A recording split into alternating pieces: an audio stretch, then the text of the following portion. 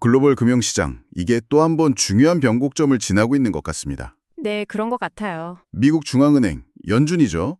드디어 금리 인하에 첫 발을 내디뎠고 또 일본은행은 보니까 오랜 완화 정책에서 이제 좀 벗어나려는 그런 신호를 보내고 있고요. 맞습니다. 방향이 좀 다르죠. 네. 여기에 뭐 유가도 불안정하고 원달러 환율은 1,400원을 막 넘어보고 있고 신경 쓸 게 참 많아요. 그렇죠. 변수가 너무 많습니다, 지금. 그래서 오늘 저희가 이 상반된 중앙은행들의 움직임, 그리고 좀 불안정한 시장 상황, 이게 뭐 주식, 채권, 원자재, 환율 같은 자산 시장 전반에 과연 어떤 의미를 던지는지, 네, 그 연결고리를 봐야죠. 네. 그리고 이 복잡한 퍼즐 속에서 우리가 딱 주목해야 할 핵심, 그게 뭔지 오늘 한 10분에서 15분 그 사이에 좀 알기 쉽게 한번 파헤쳐 보려고 합니다. 좋습니다. 한번 깊이 들어가 보시죠. 여러분의 투자 전략 점검하시는데 꼭 필요한 통찰 얻어가셨으면 좋겠습니다. 자, 그럼 역시 가장 큰 관심사, 미국 연준의 움직임이었죠. 지난주 FOMC 회의, 여기서 기준금리를 한 차례 내렸습니다. 네, 드디어 내렸죠. 네. 동시에 앞으로 금리를 어떻게 가져갈 건지 그 힌트라고 하는 소위 점도표, 이것도 공개했는데 보니까 연말까지 한두 번 더 내릴 수도 있다. 뭐 이런 여지를 남긴 것 같아요. 이 부분을 좀 더 자세히 풀어볼까요? 네, 맞습니다. 그 점도표라는 게 이제 연준 위원들이 앞으로 금리가 어디쯤 가 있을 것 같다. 이렇게 각자 예상치를 점으로 찍어서 보여주는 뭐랄까 지도 같은 거잖아요. 네네, 그렇죠. 그 중간값을 보니까 2025년 말에는 기준금리가 한 3.5에서 3.75% 사이, 그리고 2026년 말에는 거기서 더 내려가서 3.25에서 3.5% 수준까지 이렇게 보고 있더라고요. 아, 생각보다 좀 더 내릴 수도 있다. 네, 근데 여기서 중요한 건 이걸 그냥 금리 인하 시작이다. 이렇게 단순하게 환호할 게 아니라 완만한 완화 기조다. 이렇게 이해해야 한다는 점입니다. 완만한 완화요? 네, 그러니까 연준도 미국 경제 성장세가 예전 같지 않다는 건 인정을 해요. 하지만 동시에 물가 상승률 목표치인 2% 중반대로 확실히 되돌리겠다. 이 의지가 아주 강해요. 아, 물가가 아직은 좀... 그렇죠. 그래서 금리를 내리긴 내리는데 이걸 막 급격하게 속도를 내지는 않겠다. 이런 신중한 태도를 보인 거죠. 아, 그러니까 마냥 금리 인하 사이클 시작됐다고 좋아할 게 아니라 그 속도가 생각보다 느릴 수 있다. 이 말씀이시군요. 정확합니다. 그럼 이게 채권 시장에는 어떤 영향을 줄까요? 채권 시장에서는 아무래도 만기가 짧은 단기채보다는 만기가 긴 중장기 채권, 그러니까 듀레이션이 긴 채권의 매력도가 점진적으로 높아질 수 있습니다. 아, 장기 금리에 더 반영이 될 테니까. 네, 그렇죠. 금리 인하 기대감이 장기 금리에 더 많이 반영될 수 있으니까요. 다만 그 완만하다는 점이 중요해요. 금리가 막 빠르게 뚝뚝 떨어지는 걸 기대하긴 좀 어렵다. 네. 그러니 채권 가격 상승 폭도 좀 제한적일 수 있다는 거죠. 어쩌면 시장이 장기적으로 금리가 낮은 수준에 머무를 가능성, 이걸 아직 충분히 가격에 반영하지 못했을 수도 있고요.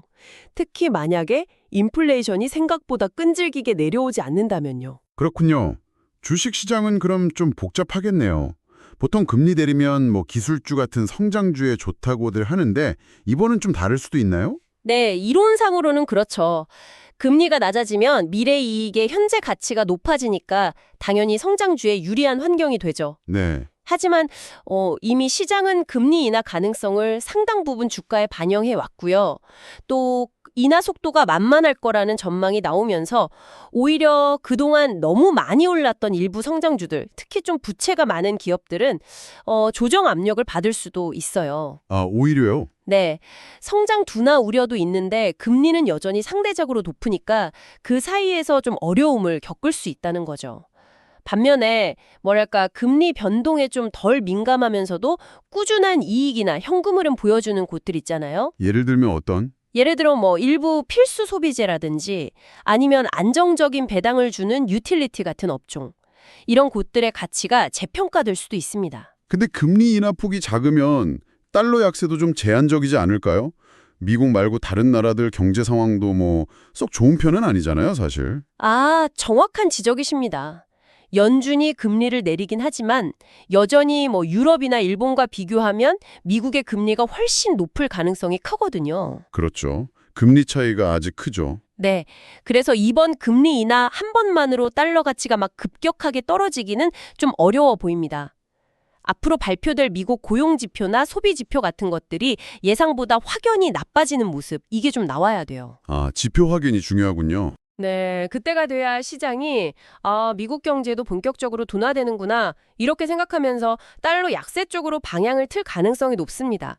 결국 이번 연준 결정은 시장에 안도감을 주면서도 동시에 너무 앞서 나가지 마라 이런 경고 메시지를 함께 던진 셈이죠. 안도와 경고. 네, 이런 불확실성이 현재 투자 환경을 더 복잡하게 만드는 요인 중 하나입니다. 연준이 이렇게 좀 조심스럽게 금리 인하에 발을 뗀 반면에 일군에서는 오히려 정반대 움직임이 감지되고 있어요. 이게 또 다른 중요한 변수가 될 수 있겠는데요? 네, 맞습니다. 일본이죠. 지난주 일본은행 BOJ도 통화정책 회의를 열었는데 정책 금리는 0.5%로 묶어뒀지만 그동안 사들였던 거 있잖아요. ETF나 리츠 같은 위험자산, 그 보유 규모를 줄여나가기로 했다고요. 네, 이게 아주 중요한 변화의 신호입니다. 그냥 단순히 금리를 동결했다 이게 아니고요. 수십 년간 이어온 초저금리 그리고 대규모 자산 매입 이런 좀 비정상적인 완화 정책에서 벗어나려는 소위 정상화 2막을 시작했다. 이런 해석이 지금 지배적입니다. 정상화 2막이요? 네, 특히 이번 회의에서 정책위원 9명 중에 2명이 금리를 0.75%로 올려야 한다 이렇게 주장했다는 사실이 공개됐어요. 비록 부결되긴 했지만요. 아, 인상 주장이 있었군요. 네. 이게 앞으로 추가 금리 인상 가능성을 아주 강하게 내비친 거죠. 일본은행이 이렇게 움직이는 배경에는 어떤 것들이 있을까요? 왜 갑자기? 최근 일본 경제 지표들을 보면 고개가 끄덕여집니다. 변동성이 큰 에너지나 신선식품 빼고 그 근원 소비자 물가 상승률 있잖아요. 그게 꾸준히 2.5에서 3% 사이를 기록하고 있고요. 목표치를 넘어서네요, 계속. 네, 그리고 기업들의 임금 인상 움직임도 계속되고 있습니다. 여기에 더해서 앞으로 물가가 더 오를 거다라는 사람들의 기대 심리, 즉 기대 인플레이션도 완만하게나마 상승하고 있거든요. 아, 전반적으로 물가 압력이 있군요. 그렇죠. 이런 상황들이 일본은행으로 하여금 더 이상 과거의 그 비정상적인 정책을 유지하기 어렵게 만들고 있는 겁니다.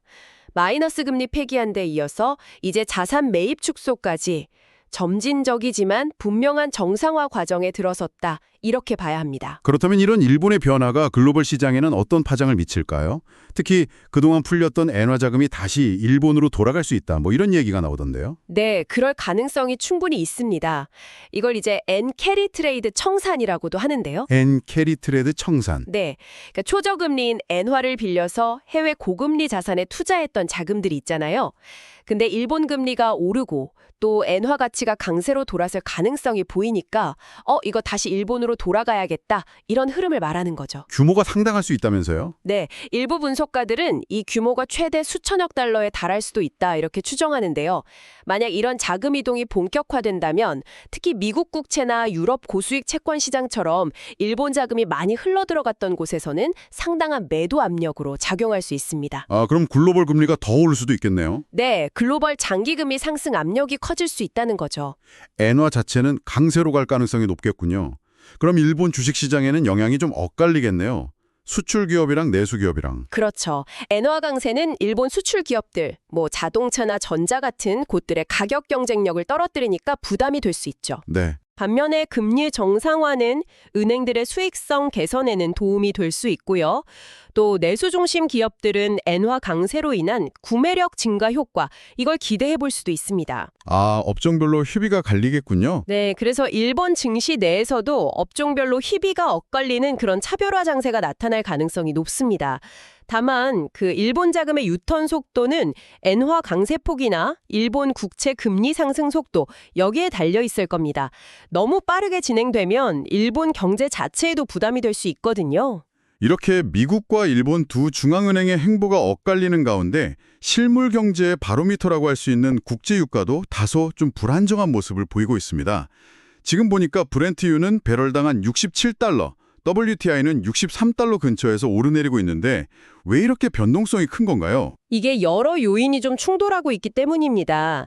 한편에서는 미국 같은 산유국들이 생산량을 충분히 유지하고 있고 또 원유 재고도 예상보다 많다 이런 소식이 나오면서 글로벌 경기 둔화 우려와 맞물려서 수요가 줄어들 거다 이런 우려가 유가를 좀 누르고 있고요. 아, 공급은 많고 수요는 줄 것 같고. 네, 근데 다른 한편에서는 여전히 불안한 중동 지역의 지정학적 긴장감이라든지 아니면 예상치 못한 공급 차질 가능성 같은 것들이 유가 하락을 또 막고 있는 형국이죠. 양쪽에서 줄다리기를 하는군요. 그럼 앞으로 유가는 어떻게 될까요? 투자 관점에서는 어떤 점을 봐야 할까요? 단기적인 변동성은 좀 크겠지만 좀 더 큰 그림에서 보면요. 현재 공급과 수요 여건을 감안할 때 유가가 배럴당 60달러대 중반에서 상단 사이, 그러니까 지금과 비슷한 수준에서 박스권을 형성할 가능성이 높아 보입니다. 60달러대 박스권. 네. 물론 뭐 전쟁이나 주요 산유국의 갑작스런 감산 같은 돌발 변수가 생기면 이 예상은 달라질 수 있겠죠. 그렇죠. 투자 관점에서는 유가가 이 정도 수준에서 안정된다면 막 무리하게 유가 상승에 베팅하기보다는 재무 구조가 좀 튼튼하고 꾸준히 배당을 지급하는 대형 정유사 중심으로 접근하는 것이 안정적일 수 있습니다. 안정적인 배당주로. 네. 또 다른 전략으로는 유가 변동성이 커질 때 오히려 기회가 생길 수 있는 정유나 화학 기업들의 스프레드 개선 가능성, 여기에 주목하는 방법도 있습니다. 스프레드요? 그게 뭐죠? 스프레드는 원유를 사와서 휘발유나 뭐 플라스틱 원료 같은 제품으로 만들어서 팔 때 남는 이익 있잖아요. 그러니까 정제 마진이나 화학 제품 가격과 원료 가격의 차이, 이걸 말하는 거죠. 유가 변동성이 커지면 이 스프레드가 확대될 수 있거든요. 아하, 그렇군요. 유가가 현재 수준에서 크게 오르지 않고 안정되는 것이 거시경제 전반에는 좀 긍정적인 신호로 볼 수 있겠네요. 네, 그렇습니다. 유가가 하향 안정화되면 전 세계적인 인플레이션 압력을 낮추는 데 도움이 됩니다. 그렇게 되면 앞서 이야기했던 미국 연준도 물가 걱정을 조금 덜면서 계획했던 대로 완만한 금리 인하를 추진하는데 좀 더 숨통이 트일 수 있겠죠. 여러모로 유가 안정은 지금 시장이 바라는 시나리오 중 하나입니다. 자, 이렇게 연준, BOJ, 유가까지 살펴봤는데요. 이런 복잡한 거시경제 변수들이 막 얽히고 설키면서 결국 우리에게 가장 직접적으로 와닿는 원달러 환율. 이것도 1,400원 턱 밑까지 올라섰습니다. 이건 또 왜 이런 건가요? 고 있습니다. 국내적으로 보면 최근 다시 좀 불거진 미국과의 통상 마찰 가능성이라든지 아니면 일부 국내 기업들의 대규모 해외 투자를 위한 달러 매수 수요가 있을 거다. 이런 전망 같은 요인들이 원화 가치를 떨어뜨리고 있고요. 내부 요인도 있군요. 네. 그리고 해외 요인으로는 앞서 말씀드린 대로 미국 연준의 금리 인하 속도가 생각보다 더딜 거다 이런 전망에 달러가 강세를 유지하고 있고 또 여전히 해소되지 않은 지정학적 불안감 역시 안전자산인 달러 선호 심리를 부추기고 있습니다. 이 모든 것들이 원화에는 약세 압력으로 작용하는 거죠. 환율이 이렇게 계속 높으면 아무래도 부담이 클 텐데요. 어떤 영향이 있고 또 우리는 어떻게 대응해야 할까요? 맞습니다. 당장 수입 물가가 오르면서 국내 물가 상승 압력이 더 커질 수 있고요. 외국인 투자자들 입장에서는 원화로 환전해서 한국 주식이나 채권에 투자했다가 나중에 다시 달러로 바꿔나갈 때 환차손을 볼 수 있다는 우려 때문에 투자를 망설이거나 자금을 빼나갈 수도 있습니다. 투자 심리가 위축되는 거죠. 그렇죠. 외국인 매도. 네. 이런 고환율 시기에는 해외 자산에 투자하고 있다면 환해지 전략을 좀 고민해 볼 필요가 있습니다. 환해지요. 네. 환해지라는 건 가지고 있는 해외 투자 자산의 가치가 환율 변동 때문에 오르내리는 위험을 줄이기 위해서 미리 선물한 매도 같은 걸 통해서 환율 변동 위험을 없애는 전략이죠. 혹은 아예 달러 자체에 투자하는 달러 예금이나 달러 MMF, 머니마켓 펀드 같은 상품의 비중을 늘리는 것도 방법이 될 수 있습니다. 근데 원화가 약세면 우리 수출 기업들한테는 좋은 거 아닌가요? 가격 경쟁력 생기고. 네, 이론적으로는 그렇습니다. 우리 기업들이 만든 제품의 달러 표시 가격이 싸지니까 해외 시장에서 가격 경쟁력이 생기죠. 하지만 이게 딱 동전의 양면과 같아요. 아, 양면이다. 네, 진짜 중요한 건 가격 경쟁력보다 글로벌 수요 그 자체입니다. 아무리 가격이 싸다고 해도 경기가 안 좋아서 물건을 사려는 사람 자체가 줄어들면 수출이 늘기 어렵죠. 아, 그렇죠. 살 사람이 없으면. 네. 특히 지금처럼 전 세계적으로 경기 둔화 우려가 큰 상황에서는 원화 약세 효과만으로 수출 실적에 크게 개선되기는 좀 어려울 수 있습니다. 그래서 환율 효과와 함께 글로벌 수요 동향을 반드시 같이 봐야 합니다. 수요가 중요하군요. 그렇죠. 반대로 해외에서 원자재나 중간재를 많이 수입해서 물건을 만드는 내수기업들은 원가 부담이 커져서 수익성이 나빠질 수 있으니 이런 부분도 꼼꼼히 점검해야 하고요. 예를 들어 항공사 같은 경우는 유류비 부담이 커지고 식품회사들은 수입 곡물 가격 부담이 늘어나는 시기죠. 정말 고려해야 할 변수가 한두 가지가 아니네요. 그럼 이번 주에 투자자들이 특히 눈여겨봐야 할 경제 지표나 이벤트는 어떤 것들이 있을까요? 좀 체크리스트처럼 정리해 주시면 좋겠습니다. 네, 몇 가지 좀 짚어보겠습니다. 우선 미국에서는 주택시장 지표하고 고용 관련 지표들이 나옵니다.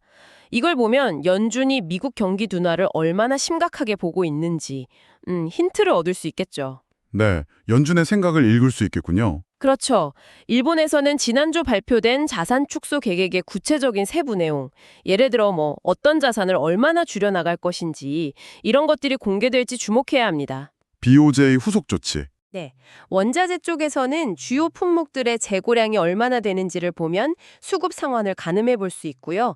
계속해서 유럽이나 중동 지역의 지정학적 긴장감이 어떻게 변화하는지 이것도 중요한 변수입니다. 지정학 리스크. 네. 그리고 마지막으로 역시 원달러 환율이 심리적 저항선인 1,400원을 실제로 넘어설지 이 여부가 단기적인 시장 분위기에 큰 영향을 줄 수 있습니다. 1,400원 돌파 여부. 알겠습니다. 이렇게 불확실성이 높은 시기에는 특정 종목을 딱 찍어서 투자하기보다는 투자 원칙을 잘 세우는 게 더 중요할 것 같습니다. 어떤 접근법을 가져야 할까요? 맞습니다. 지금처럼 여러 변수가 얽혀 있을 때는 어느 한 자산에 올인하기보다는 주식, 채권, 원자재, 현금 등 다양한 자산에 나누어 투자하는 멀티에셋 포트폴리오의 균형을 유지하는 것이 중요합니다. 분산 투자. 기업을 고를 때는 단순히 성장 기대감만 보기보다는 앞으로 실적 전망치, 즉 가이던스를 얼마나 신뢰할 수 있는지, 또 꾸준히 배당을 지급할 여력이 있는지, 그리고 부채 수준은 적절한지 이런 것들을 꼼꼼히 따져보는 소위 퀄리티 중심의 접근이 필요합니다. 퀄리티 중심. 네. 또한 시장 변동성이 언제든 커질 수 있으니 만약에 하락에 대비해서 어느 정도 손실이 나면 기계적으로 비중을 줄이겠다. 이런 자신만의 손절 원칙을 미리 정해두고 실행하는 훈련도 중요합니다. 손절 원칙. 네. 환율 변동에 대비해서는 투자 자산의 일부만 환내지를 하거나 아예 여러 나라 통화에 분산 투자하는 통화 분산형 ETF 같은 상품을 활용하는 것도 방법입니다. 마지막으로 이건 아무리 강조해도 지나치지 않은데요.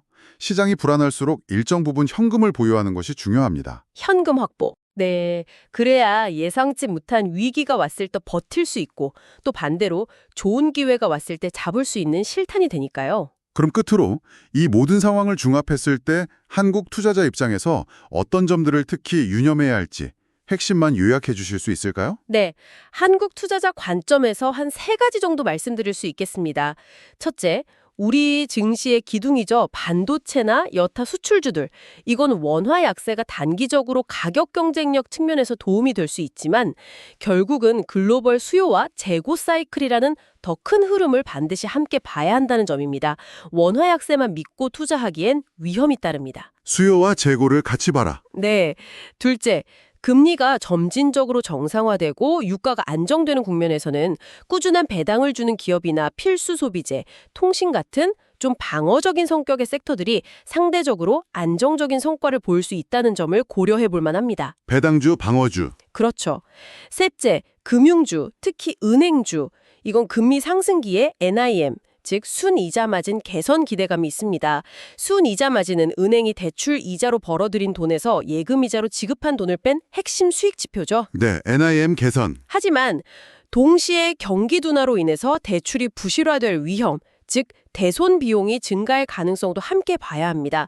대손 비용은 혹시 못 받을 돈에 대비해 미리 쌓아두는 비용이고요. 대손 비용 증가 리스크. 네, 즉 은행주 투자는 NIM 개선이라는 긍정적인 면과 대손 비용 증가라는 부정적인 면 사이의 균형점을 잘 찾아야 합니다. 네, 오늘 이야기를 한번 정리해 보겠습니다. 연준은 완만한 금리 인하를 시작했고 일본은행은 사실상 정상화 2막에 돌입했습니다.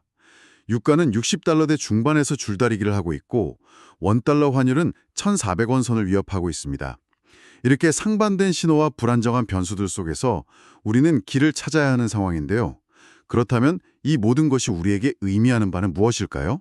결국 이번 주는 앞으로 펼쳐질 글로벌 금리의 방향성, 그리고 환율이라는 두 개의 큰 축을 기준으로 여러분 각자의 투자 포트폴리오가 현재 상황에 잘 맞게 구성되어 있는지 다시 한번 점검하고 필요하다면 조정하는 기회로 삼으시는 것이 좋겠습니다. 포트폴리오 점검의 시간.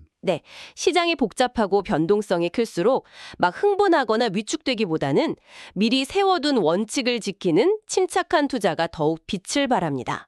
부디 침착하게 기준을 지키는 투자 여정이 되시길 바랍니다. 네, 오늘 저희가 전해드린 내용은 특정 투자 상품이나 종목을 추천하는 것이 아니고요.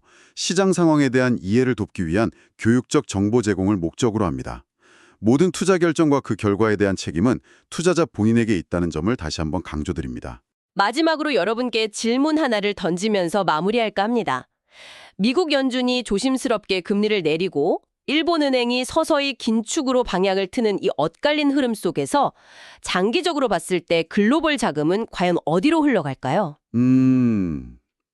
어디로 갈까요? 혹시 우리가 주목하지 않았던 예상치 못한 곳, 예를 들어 특정 신흥국의 통화나 원자재 혹은 새로운 형태의 대체 자산 같은 곳으로 돈이 몰리는 숨겨진 경로가 나타날 가능성은 없을까요?